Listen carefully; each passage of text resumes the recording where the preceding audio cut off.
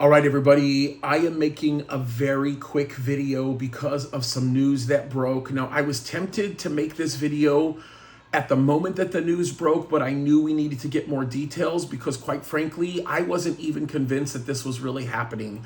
The photos looked too much like AI in my mind. I mean, I don't know. I think that's a term that a lot of people are throwing out.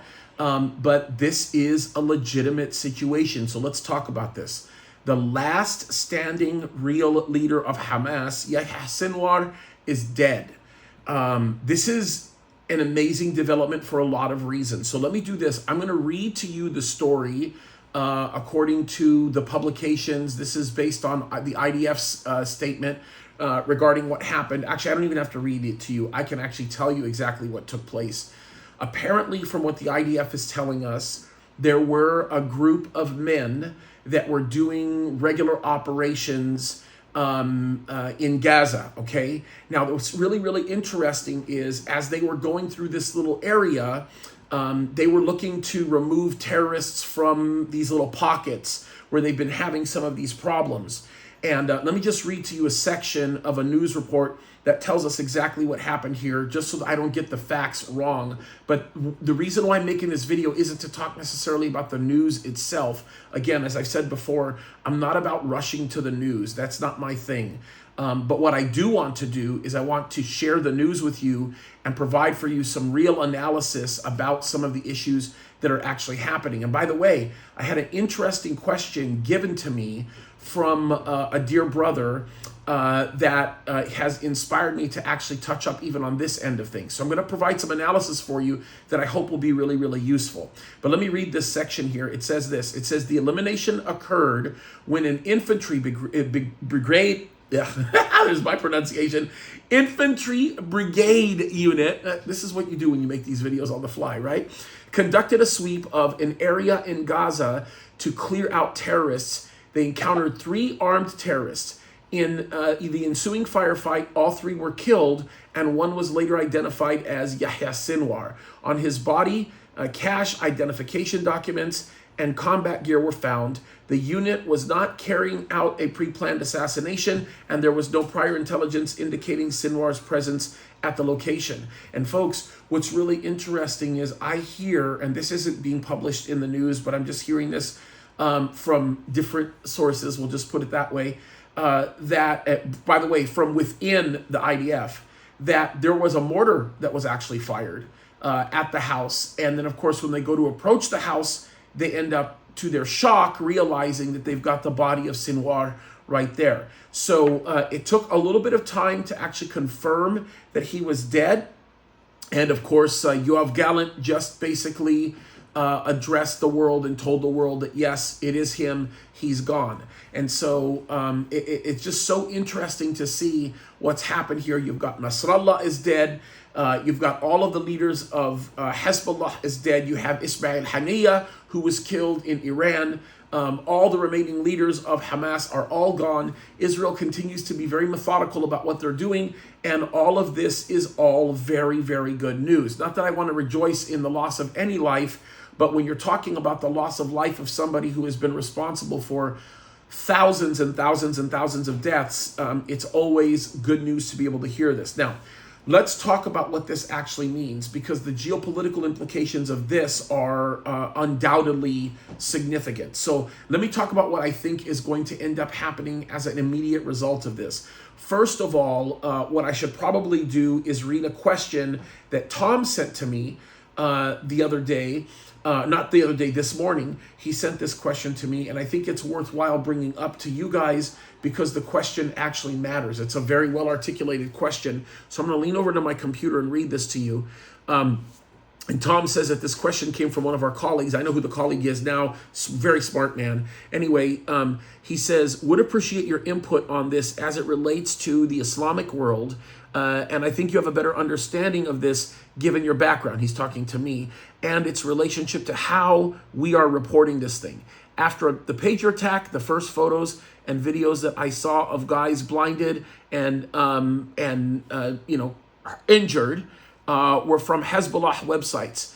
Al-Manar or Al-Akbar, Hezbollah's immediate spin on this was that these soldiers and their wounds were blessings and medals for their mothers. Now today, Sinwar has come out to an end, but I noticed that a lot of prophecy websites, blogs, that it is a very humiliating for Hezbollah, Hamas, and the Islamists. My question is this: is it really humiliating, or do these Islamists view it more as a vindication or a badge of honor?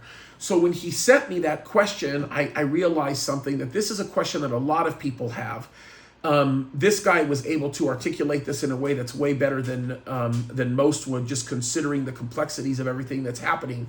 But the one thing that I have to say here, because this is really important, is that it's not as simple as people are making it out to be. So if you're going on a prophecy website and the prophecy website says that this is, in essence, going to be potentially a humiliating circumstance, there may be some real accuracy to that statement, but it has to be nuanced.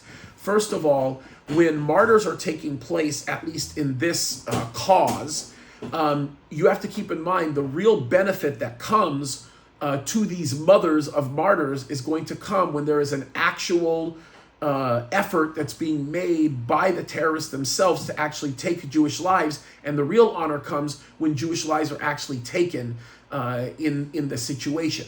So to make a very, very complicated issue simple, it's not as cut and dry as that.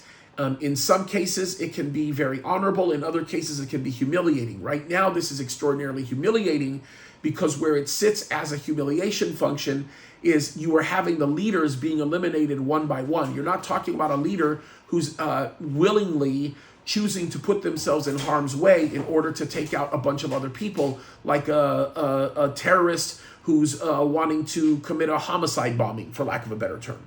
That's not what's going on here.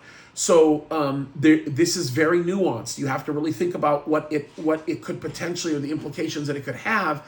And in this case, it's definitely not good for Hamas, and it is certainly not good for the terrorists. And I'll tell you why it's not good. It's not good because the hope was that Yahya would stay away from any potential of being destroyed by the IDF, because if he survives, then he actually wins. That's the issue here. If Yahya can survive, then Hamas wins, the Arabs that hate Israel wins, and of course the terrorist world wins, because he becomes a folk hero. If he comes out of this thing alive and does it in a way where he doesn't make any compromises with these calls for any type of negotiations, then he becomes the winner. So I think what happens here is that at all costs, their mindset was they had to preserve his life, because in preserving his life, then of course the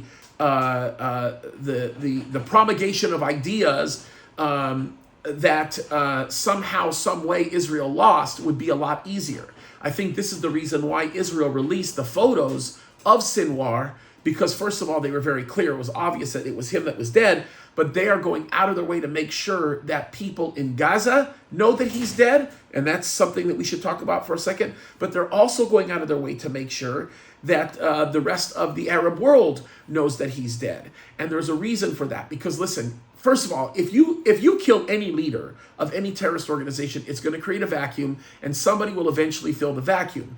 The goal of people like Israel and us is that when the vacuum gets filled, it doesn't get filled the way it did with the original terrorist. So the idea here is that, yeah, it's going to create a vacuum and it's going to replace some people, but people are going to be a whole lot more held back from wanting to take that place, because they know what it could potentially mean, especially now with Israel's brilliant strategy in wanting to basically make sure they eliminate all the leaders, because in doing so, they're making it a non-desirable position. And yes, in the Middle East, leaders of Hezbollah and leaders of Hamas, there's not a long line of people that want to become those leaders.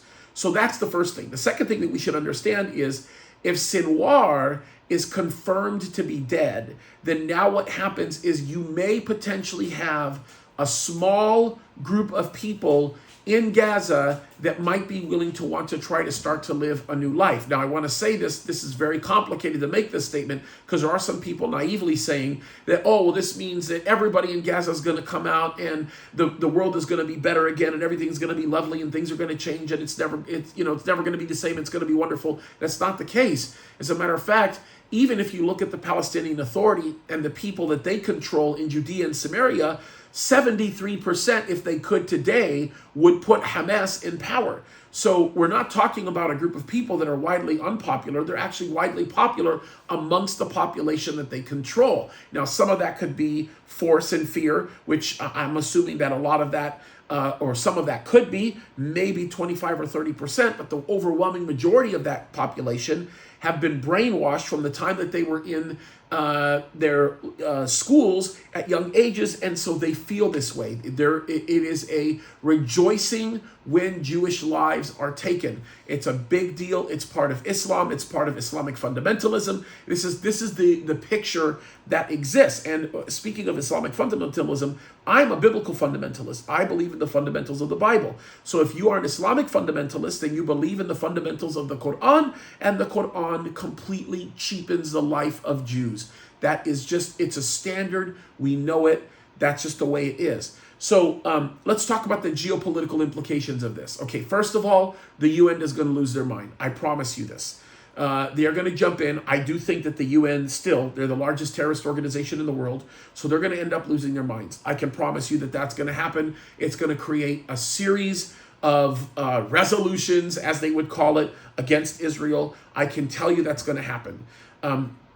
The second thing that's going to end up happening is the UN is going to seek to take advantage of the position of the United States of America to pressure Israel, especially considering the current situation with Israel and Hezbollah and Israel and Iran.